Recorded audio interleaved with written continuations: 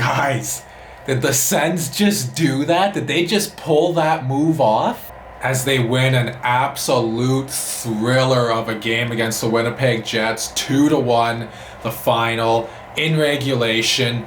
I mean, this was just a game that, I'll get to it in the third period, at times it looked like the Sens were destined to lose, but they find a way to win after they were playing so well in a number of games recently and they were finding ways to lose. Today they finally turn the tables around on the Jets and they find a way to win, and they make the Jets find a way to lose, and I couldn't be happier over it. And today was a bit of a peculiar day. I'm not going to leave the trade out of this video. It starts off with a trade in the morning there, late morning. We get word that Alex Galchenyuk and Cedric Paquette are going to Carolina in exchange for, guess who? Ryan Dzingel. I mean, at first, my first train of thought was, okay, well, they're shipping out Paquette and Galchenyuk, because I thought DJ Smith and Pierre Dorian were conspiring to put Michael Haley in the lineup and get him off the taxi squad, but I forgot about Anisimov.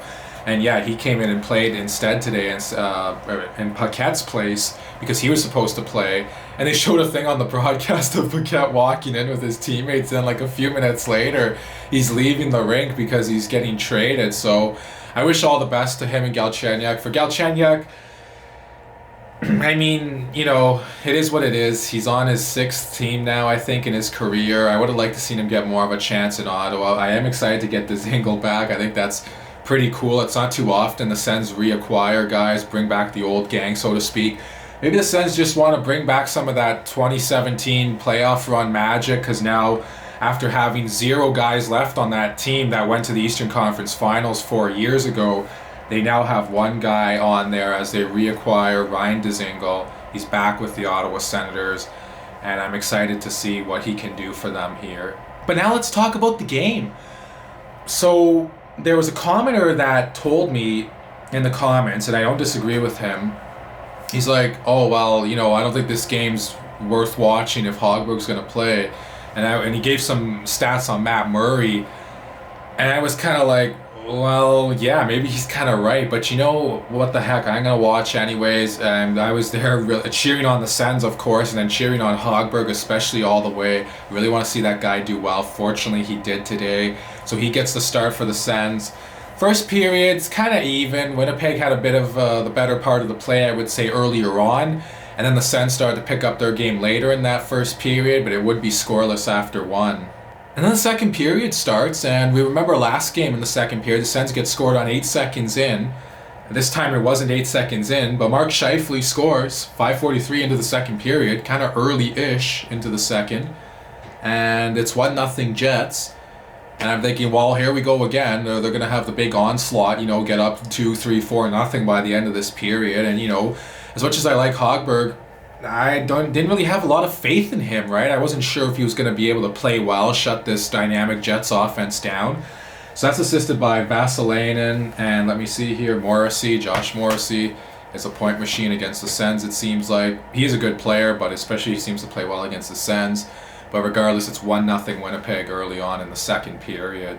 But instead of lying down and wilting like the Sens have been known to do at times this season after giving up a goal, they don't. And that was the big difference in this game. At 7:29 into the second period, Evgeny Dadonov gets his 4th this season off a beautiful backhand pass by Colin White. Colin White's been looking really good here. It's hard to believe that we've been talking about him potentially getting traded out after being a healthy scratch a few times early on in the early parts of this season.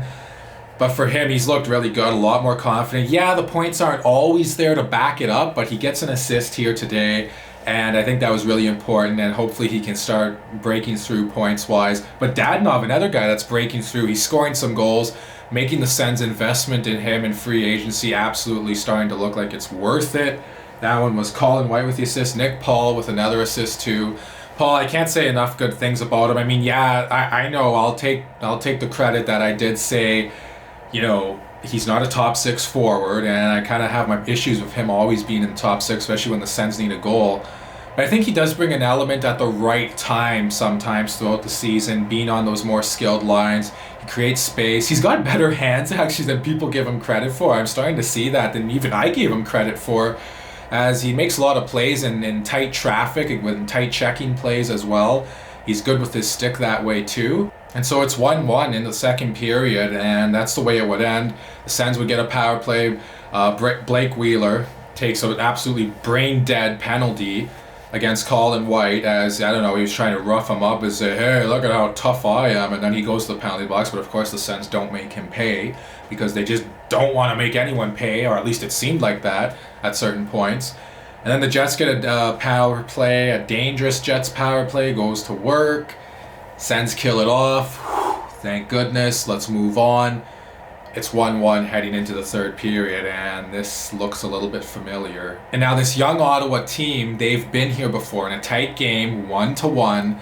Going into the third period, they found a way to lose it against Montreal. They found a way to lose it against Edmonton. Is the third time going to be a charm? Well, it certainly didn't look like it was going to be a charm early on, or not only early on, but even throughout that whole third period. They were back on their heels like you wouldn't believe.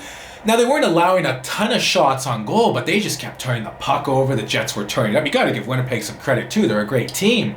But with that being said, I think the Sens just fed into their offense way too much, turning the puck over, not being nowhere near as disruptive as they were the first two periods where they were getting more sticks on the Jets' sticks and forcing them into turnovers and stuff like that. Hogberg did make some really big saves, which was nice to see, and hopefully he'll get some confidence from this game too, by the way. The Sens were really doing good at blocking shots, not letting too much pucks get down to the net and stuff like that. So all in all, it was pretty solid that way. But man, they got to work at getting out of their zone. And when other teams turn it up, they got to make the simple play, chip it in deep, get on your forecheck, and get some momentum back for yourselves that way.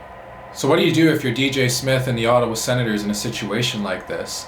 Well, I'll tell you what you do. You lull the Winnipeg Jets into a false sense of security that they got the puck all the time, that they're going to win this game.